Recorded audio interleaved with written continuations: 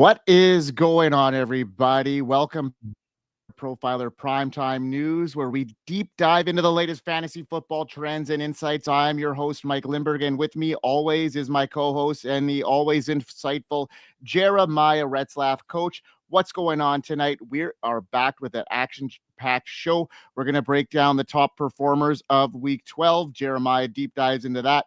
We'll get into Bullish, Bearish. We'll talk about the Chef's Table and the Chargers, and also in Coach's Corner, we'll get into the Ravens. So let's sit back, relax, and get ready for the crucial news that will shape your fantasy football week. Let's get this going, Jeremiah.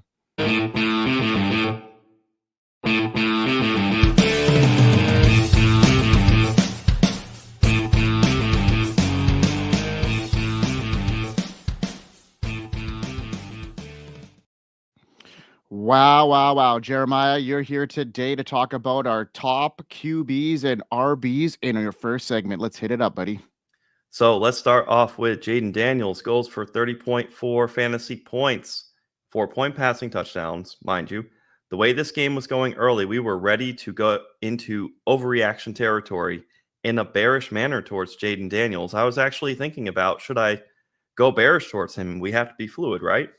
Last few weeks, and early on in this game, Jaden was indecisive in how aggressive he was, both downfield. When he'd rush to the edge on plays, there were 3 plays in a row where he just went to the edge, got nothing, barely even got a yard. No cutting inside. No just head down, running with conviction. It was pretty scary in the first half. This game ended up 34-26 in the favor of the Cowboys, but it was 3-3 at the half. Jaden turned it around, 275 passing yards, 2 touchdowns. He did have 2 interceptions on the day. There were 7 carries for 74 yards on a rushing touchdown. The rushing touchdown brought Daniels to life, to where he was. It was a 17-yard scamper. The highlight of the day, though, was when Jaden connected with Terry McLaurin for 86 yards on a touchdown. Jaden is still a set-and-forget QB1 in one quarterback leagues and Superflex leagues. But the margin of this being an excellent fantasy performance was thinner than you can imagine. And it's funny enough, Jaden Daniels, be it he's the number 1 quarterback for the week, it still ended up in it was very, very tough from the start and into the first half. It was on the ropes into the third quarter. So this game was more of a relief for Daniels managers. I felt it personally. And if you have him on your squads, you were a little weary going in. But funny enough, he's still the QB1 on the week so far. Now, next up, Patrick Mahomes. We haven't seen him at the top in fantasy in a long time. Ends the day with 28.76 fantasy points, 269 passing yards, 3 touchdowns. Mahomes flashed Konami goodness, 60 yards on the ground. Coming into the game, Mahomes was the QB 13 overall. He now has 7 games as the quarterback 15 or better, and now 4 games as a quarterback 1. Mahomes gets the Raiders at Arrowhead, so this presents good momentum for Mahomes to have another QB1 week next week, and then he can take care of all that Kermit the Frog stuff. We'll handle it when we handle it, playing against the Raiders. Now, for Tua Tagovailoa, he gets 28.48 fantasy points. He eclipses 300 passing yards and 4 touchdowns passing. Tua has great chemistry with Jonnu Smith and Devon Achane. Tua also fed Jalen Waddle big time. The Dolphins now have won 3 in a row. They are on the outside looking in for that 7th wild card spot, but alive with a pulse. The Dolphins could have their balloon pop when they go into Lambeau Field on Thanksgiving for a night game where it will be very cold. I don't feel good about that game at all. Now let's go to the running backs. Saquon Barkley. What a game. If you have him, you won your week. Goes off for 46.2 fantasy points, 26 carries, bell cow usage, 255 yards rushing. He could have easily had 300. 2 touchdowns on the day, and he left one out there for Kenny Gainwell as well. And a perfect 4 for 4 in the passing game for 47 yards. Saquon Barkley's MVP odds are jumping up. That is a bet you should have made, though, prior if you were going to make it. At this point, stay away because the price is too high. Barkley is looking like the best pick in redraft and best ball from this summer. Barkley went at the 1-2 turn and a lot of times in early round 2. Saquon Barkley is looking like the 101 into next year, right up there with Jamar Chase. Josh Jacobs, a satisfying hat trick, 3 touchdowns. More bell cow usage, 26 carries. He eclipsed 100 yards. The Packers exercised their demons against the banged-up 49ers to the tune of 38-10. 28.6 fantasy points has Josh Jacobs as the RB2 for the week. Jacobs has been a high-end RB2 for the season as he came into the week as the RB15. Jacobs is 9th in our EPX explosive rating with a score of 114. Expect Jacobs to take on an even bigger role down the stretch as the Packers are shifting into cold weather mode, a lot like George Costanza shifting into soup mode. Next up, Bucky Irving. You're rejoicing. The ADP price that you paid for him, 27.1 fantasy points, 12 carries, 87 yards. Bucky was a perfect 6 for 6 in the receiving game for 64 yards, a 37 drubbing of the Giants. It was a touchdown roulette, though, for the Buccaneers' backs. Rashad White, Sean Tucker each had a touchdown. So Irving fell just shy of scoring a touchdown before the one that Sean Tucker scored. So fantasy gamers can only salivate at the thought of an unadulterated backfield for Bucky Irving. Despite the touchdown vultures, Irving is the RB3 on the week. To summarize as well, a repeat offender, RB4 overall, Jahmyr Gibbs. He had 24.9 fantasy points, 2 touchdowns and 90 yards on the ground, 3 for 3 for 9 yards receiving, so not too much there. His counterpart, David Montgomery, is the RB9 on the week and left with a shoulder injury in the third quarter. Montgomery says he'll play Thanksgiving versus the Bears. Monitor this short turnaround, but I do expect Montgomery to play, and Gibbs and Montgomery continue to dominate. Sonic and Knuckles are week over week must starts. What do you make of that, Mike? Well, trying to get unmuted first is my first difficulty, but yeah, I mean, you hit it on the head there with Sonic and Knuckles. I love the nickname, and it's catching on pretty good here. Yeah, these running backs, solid performances. A couple of shockers like Bucky Irving getting in there, and we're gonna have to continue to monitor that situation because seems to be like a yo-yo situation there with Tampa Bay. There was a lot of optimism. People headed into the bye with Rashad White's workload headed in, and then Bucky Irving comes out. So it might be, whoever has the hot hand, or it could be now Bucky Irving that is just kind of, distance himself a little bit with how effective he's been. So that's something that we're going to have to watch moving forward because as dynasty managers, that's something that we really want to know because what Bucky Irving's, long-term outlook is and how his asset is increasing right now. So let's move on to the injuries. You hit on a couple of them, but another one we got to talk about is Gardner Minshew suffered a season-ending broken collarbone against the Broncos.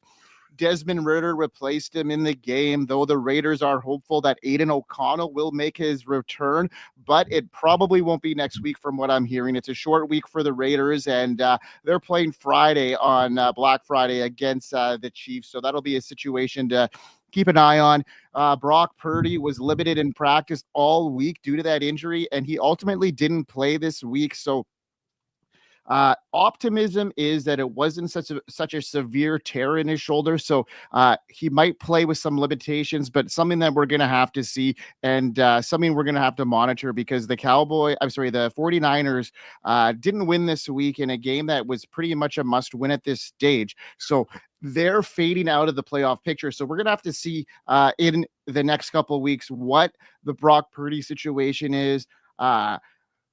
Christian McCaffrey didn't look as prolific either. So that's another one that they may be looking at, shutting down if things aren't going their way, because if they really want to make a run and do a Super Bowl run, this year might not be the year, and it might be next year that they might be looking at putting their eggs in their basket.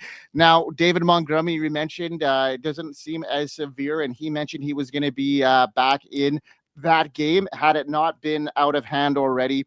They had bigger fish to fry from what Dan Campbell had mentioned. So Montgomery was out, but it looks like he will play on Thanksgiving. Brian Robinson Jr. suffered an ankle injury in the game and was deemed questionable. He returned briefly, but then did not come back in the second half.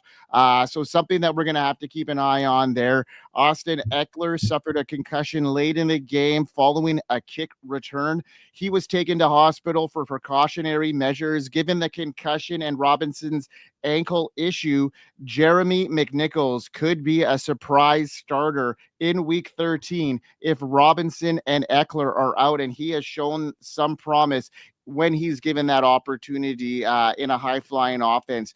Isaiah Pacheco was limited in practice leading up to this week, and I think the Chiefs saw the matchup and was thinking of it being a bit softer than it actually ended up being.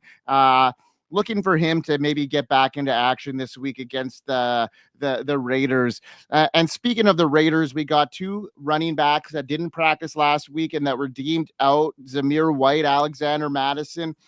Both those guys' situation is, something that we're going to have to watch out for leading up to this week as the practice reports do come out, because we saw what the backup did. What was his name there? Jeremiah, help me out here. Amir Abdullah. What he came in and he had a pretty decent game and was a darling on the waiver wire probably today, leading into tomorrow, depending on what the situation is in the Raiders backfield moving on. So Romeo Doubs entered concussion protocol after suffering a head injury. So something that we're going to have to keep an eye on. Same with Josh Downs. His shoulder might be something to monitor moving forward. The Colts went on and to declare him week to week after the game. So he could be missing a game. Devonta Smith, didn't practice. The Eagles didn't really need him this week with how, Saquon Barkley emerged, and you touched base, and I'll hit that in my next segment here. So, yeah. And the last injury I want to kind of report here is Jatavion Sanders, who was having himself a really good first half and got injured in the second quarter, and he was carted off the field. Looked pretty bad, that neck injury. So probably unlikely to play headed in. So some injuries to round up, some injuries to report, and we got an injury finder that we want to hear about there, Jeremiah. You could get the Podfather on here to send his message across. Hey, you're in your fantasy draft and someone says, hey, that guy's injury prone, I don't want him. And you're like, I don't know, I don't think you can predict injuries. Well, guess what? Now you can! Injury proneness is real! At Player Profiler, we have the data on these players, and it's all in the Injury Finder app. Their injury track record back through time, exactly where they were injured, how severe it is. We look at the BMI data, and we crunch it all together, and we give you probabilities that a player will miss multiple games this NFL season, as well as the complete database of NFL injuries and the ability to compare two players and look at their injury track record. The Injury Finder is powerful, and it's only $5. If it's worth it to have that peace of mind when you're drafting, go get it. Yeah, go get it. Now, what you're going to go get for us, Jeremiah, is your take on the top wide receivers and tight ends of Week 12. So we start off wide receivers. Justin, Jordan Addison is the wide receiver 1, 30.2 fantasy points, 8 receptions, 9 targets, 162 yards, and a touchdown. Credit Sam Darnold for finding Addison where the Bears did what they could to eliminate Justin Jefferson. Jefferson had an uncharacteristic 4.7 fantasy points. In the offseason, we discussed Addison's upside when we did the Vikings team review. We talked about Addison having 2 wide receiver 1 overall weeks in 2023. The fact that Addison dropped such a great performance Sunday isn't a surprise. Rather, it's just difficult to predict. From a WAR value perspective, if you're not starting Addison every week, chances are you've missed his boom games. So to put it into practice, to get the most out of Addison, you would have needed to start him week 4 and this week and benched him most other weeks. If you haven't done that in lineup leagues, you've had an overall bad experience with Jordan Addison this year. Next up, Cortland Sutton. Sutton rewarded me last week on an alt receiving yardage ladder bet. This week, I wish I was on him. Wide receiver 2 overall, he goes 8 for 10 receiving, 2 touchdowns, 97 yards, 29.7 fantasy points. A good question becomes, are we ready to give Cortland Sutton the credit he deserves? Is this a year 8 breakout? Sutton was the wide receiver 15 entering week 12. The narrative can certainly be rewritten heading into the offseason. With Bo Nix, it has been outhouse to the penthouse for Cortland Sutton. Sutton will be 29 entering next season and will be a tremendous pick in redraft and a guy you want to have on your win now dynasty teams. Right now is a prime selling opportunity for rebuilding teams to offload Cortland Sutton. Now, speaking of Jordan Addison, Jalen Waddle, he was the key to Tua's big day. 8 receptions, 144 yards, and a touchdown, 28.4 fantasy points. Similar to Addison, you've lost the war value on Waddle in all likelihood. The light is still on for Waddle. Detractors will say this is a blip. If you've been bag holding Waddle and want out, start sending offers in Dynasty.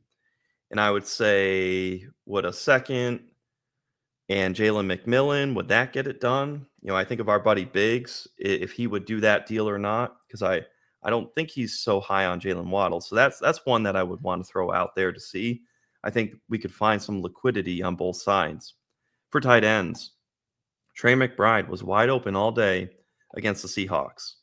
Kept out of the end zone. McBride was certainly wide open, though, in the end zone. If you were watching, you saw him with his arms up in the air.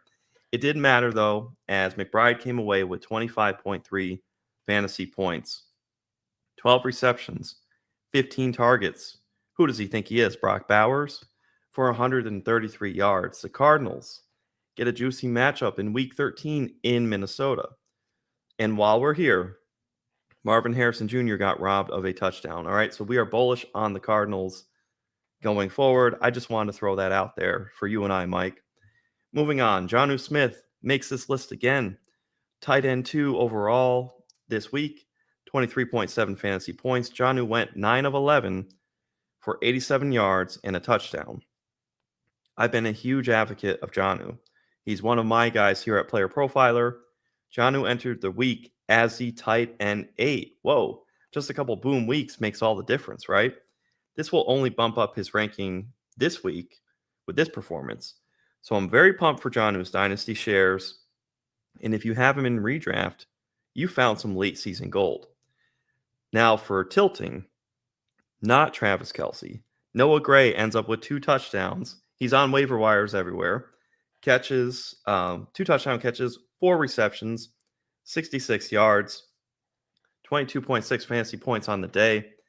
His performance makes sense when you see Patrick Mahomes was a top QB for the week as well. So, Mike, I know you're a Chiefs fan. What do you make of Noah Gray and Patrick Mahomes? Well, he's carving out a role as a flex play for sure, especially with the dynamic of the tight end position. And I don't know. He seems to be getting single covered and open in the end zone quite a bit. So he's a guy who's getting touchdowns. 4 touchdowns in 2 games is something that you cannot ignore. And like you said, like they're about to get their run game back too. So this could be just a blip in the pan where they just see the coverage happening and they want to preserve Travis Kelce for the playoffs. We know that already. So this Travis Kelce's, to me, his season right now was based off of necessity, not based off of him being where he needs to be. Because I think what we saw last year at the end of last year was more indicative of what they wanted to play out this year, saving him. He was banged up a lot of last year because of it, but, preserving him, using him when they need it to down the stretch because his body's not recovering like it used to. Being in our 30s and 40s, our body does not recover the way it used to. Can you imagine being a professional athlete taking the wear and tear? So they're just using that differently. And yeah, if you're open, you're going to get the ball. And Travis Kelce is a great decoy at this stage. So yeah, I don't mind that at all. Now, Mike, we were alluding to it earlier. We talked about Saquon Barkley. Can you lead us in on just the full gamut of how he was last night? How great was he? Well, he's a league winner, like a complete league winner. His incredible Week 12 performance is just proof that he's back being one of the most explosive running backs in the NFL. Paired with that high-powered Philadelphia Eagles offense, Barkley is thriving in a system that's built for playmakers, and his skill set is taking full advantage of the opportunities. His ability to break off long runs, dominate in the passing game, and rack up fantasy points has made him a top-tier RB1, and he's just setting the stage for a dominant fantasy playoff run. 255 yards in Week 12, setting a new career high and marking the 9th most rushing yards in a single game in NFL history. 2 70-yard touchdown runs against the Rams, making the first player since MJD in 2009 to score such runs in a single game. 1,400 total yards in 11 games this season. He's on pace for his career best season. 10 rushing touchdowns so far. 44 fantasy points in Week 12. 70 yards, breakaways in back-to-back seasons. I just think this guy is now hitting on all cylinders, and I whiffed on him. I should have more Saquon Barkley shares. If there was a big regret for me in 2024 fantasy, it's not having enough of Saquon Barkley, and I'm sure I'm not the only one at this stage. He's just not playing well. He is rewriting his legacy with his explosive runs as he barrels into the fantasy playoffs.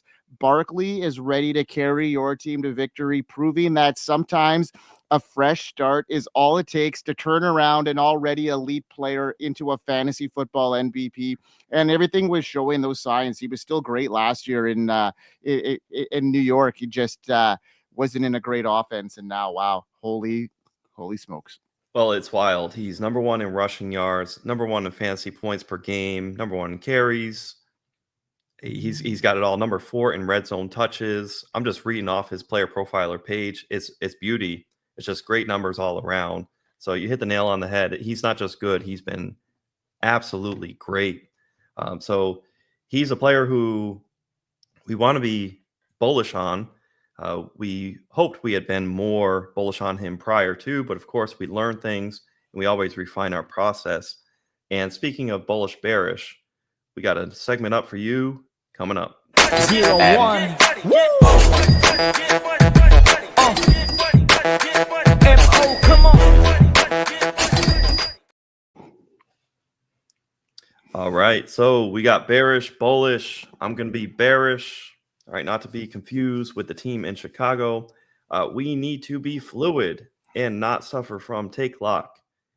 And this pains me to say I am bearish on Malik Nabers for the rest of the season. Isolated on talent, I have zero concern. The situation is what is killing Malik Nabers. Nabers went 6 for 9 of 64 yards. Malik Nabers is correct that the ball can't start coming to him when the Giants are down big. Week 12 was supposed to be a layup matchup. However, the quarterback reindeer games soaked up a lot of the team's focus. Nabers, remarkably, is the wide receiver 13 on the season. From weeks 2 to 4, Nabers was, and this is so painful, wide receiver 3, 4, and 6 before his concussion.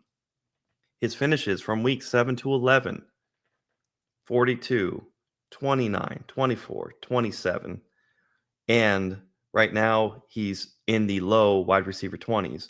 Nabers has not had a touchdown since week 3, so there's the pain part. Nabers is number 2 in unrealized air yards and 42nd in red zone targets. That is a problem. That is why I am currently bearish on Malik Nabers. Hopefully, we see some change. I really like Brian Daboll, and it'll be a mistake for him. Like he'll leave the Giants, and another team will thrive from having him. But it seems like players are jumping ship, and we're not going to get anything good to come to fruition until there is a change. It's a dumpster fire in New York. Don't like it at all. Bearish on Malik Nabers. What do you think about that, Mike? I think I don't like it because I don't want to be bearish on Malik Nabers, but I totally get this situation. And, if they're not calling his number and they're waiting till the second half to get him involved into a game, I just think there's a lot more things going on behind the scenes in New York than meets the eye. I think there's a lot of, uh, you know, things going on behind the scenes there that not everybody's aligned in the organization, and it's showing. They could be just tanking now at this stage to see where they can get. They don't want to hurt their number one wide receiver prize. So all of these things are making him, engulfed in more of a bearish situation, and his prolific rookie season is now taking a bit more of a sidewind, and hopefully it changes a bit. Now, Mike, we've got some bearish. It's a rookie receiver we've loved, so it hurts. But how about some bullishness on a rookie receiver that we love and is doing well? Well, I've been a huge Ladd McConkey guy all along, and I'm just thrilled to see him finally starting to break out and prove me right.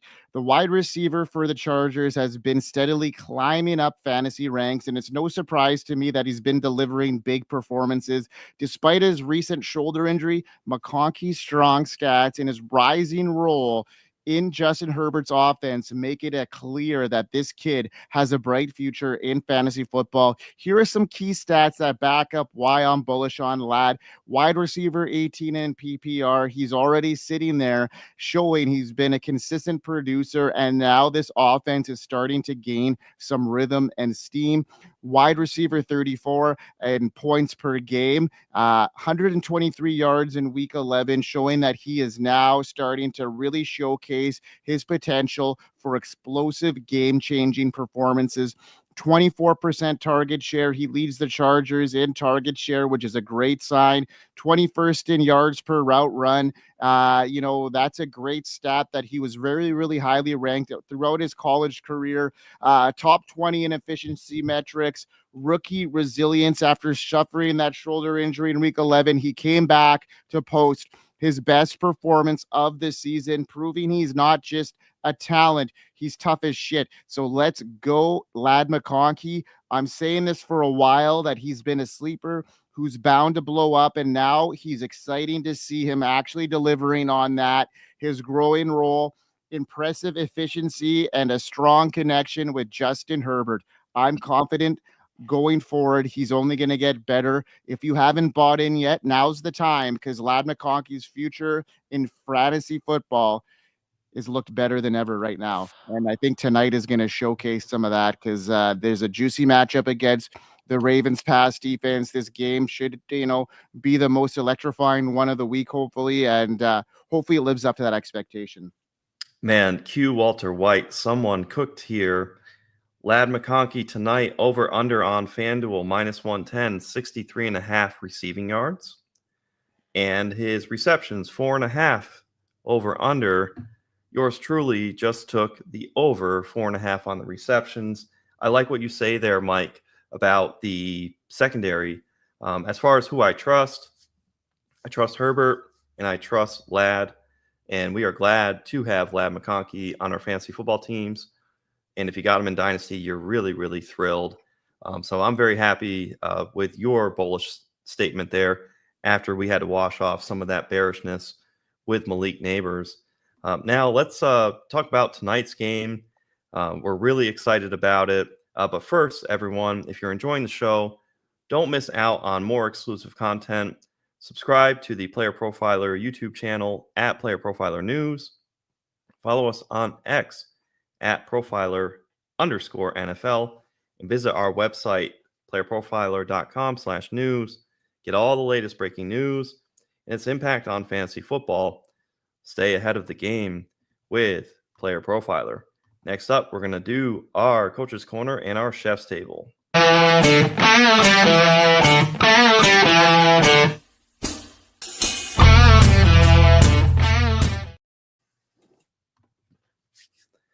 right, so Mike teased part of what's going on with the Chargers. I have the Ravens, and this is just like easy mode, easy button. It's aesthetically pleasing. It's beautiful to look at on the player profiler page.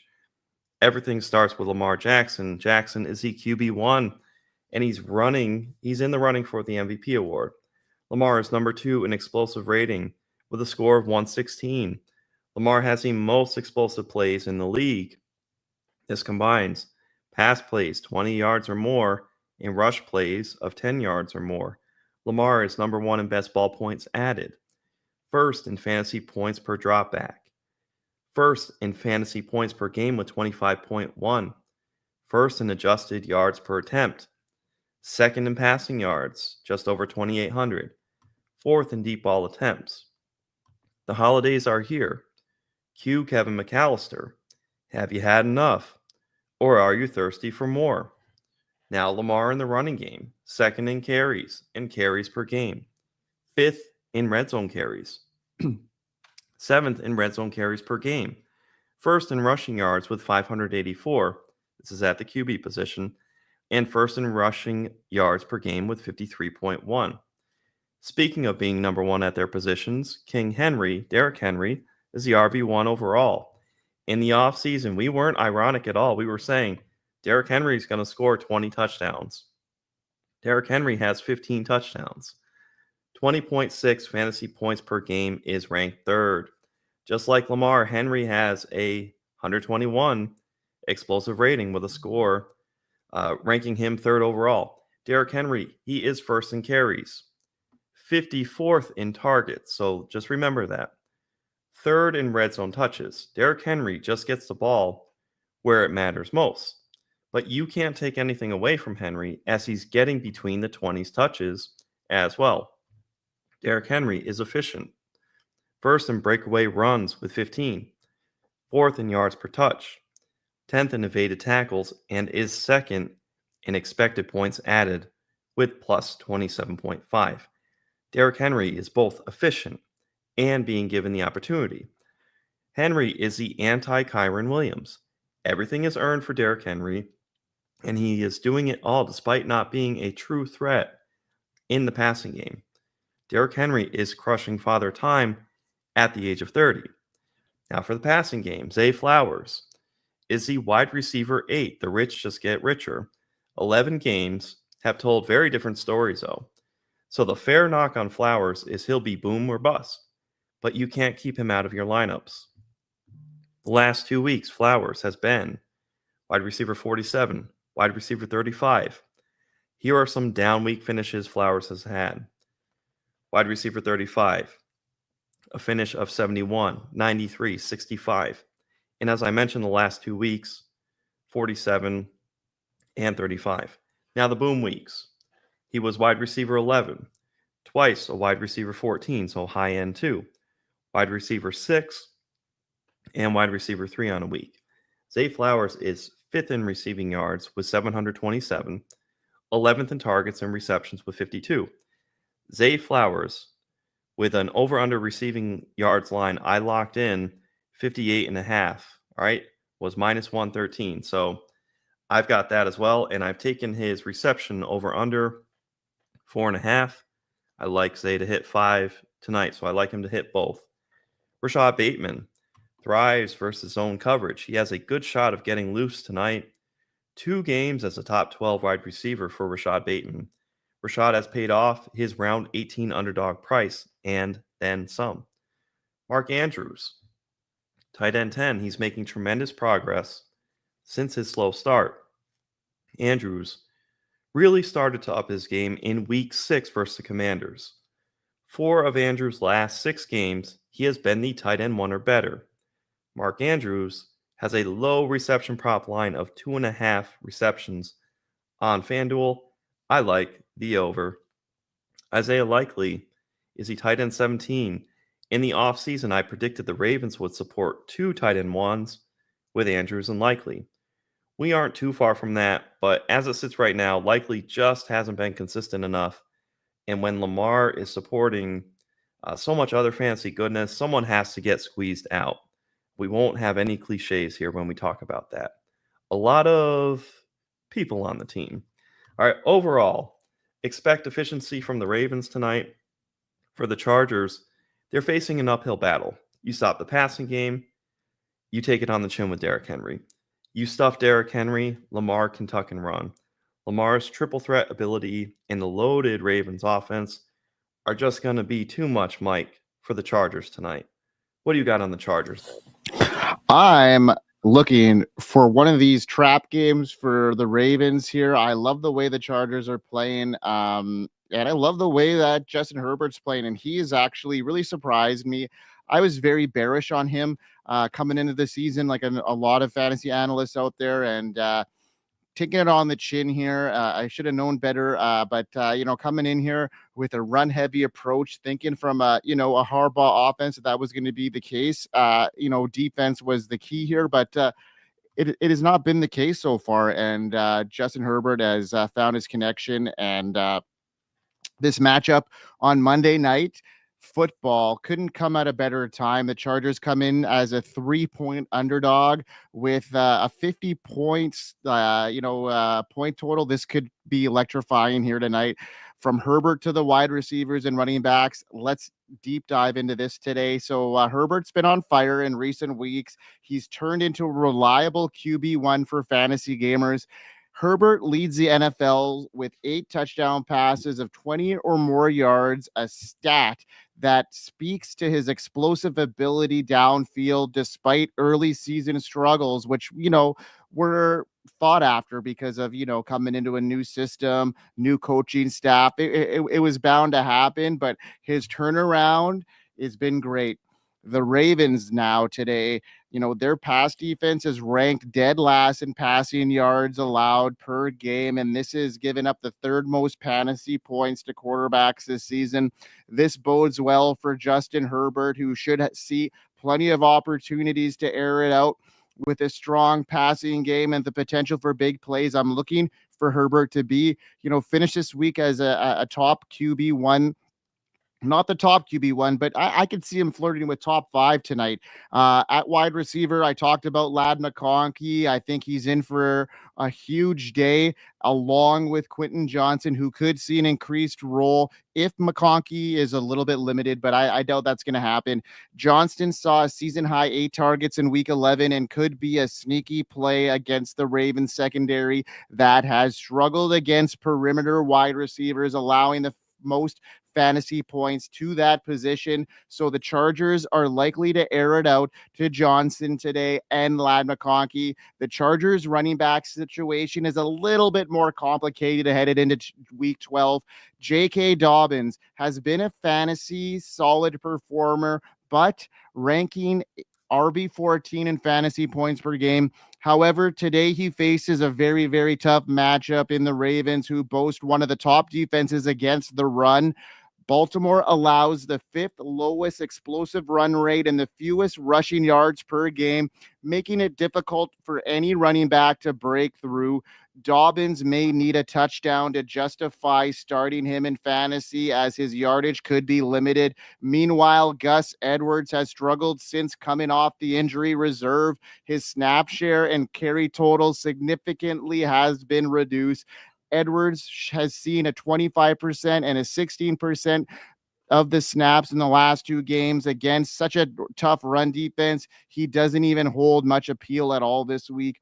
Will Disley has been a reliable option for the Chargers in recent weeks, posting solid numbers in the passing game. He saw 6 or more targets in 4 of his last 5 games. And after a 4-catch, 80-yard, 1 touchdown performance in week 11, he enters week 12 with confidence. The Ravens have been vulnerable to tight ends, allowing the 10th most fantasy points per game to the position, averaging over 6 receptions and 66 yards allowed per game to tight ends. Given his role in the offense and the favorable matchup, Disley is a strong tight end option this week. Well, headed into this week, I think he's going to finish in the top 10. So this is going to be a great game. I'm thinking Jeremiah for fantasy owners. I think there's going to be a lot of playoff implications going to come down to tonight's game in fantasy football. And I think we're in for a good one. What do you think? Oh yeah. And I've tried to tell a story. I have a little parlay going, 5 to win $75. Justin Herbert plus 250 yards passing. So I'm telling the story there. He's going to connect with Ladd McConkey over 4.5 receptions.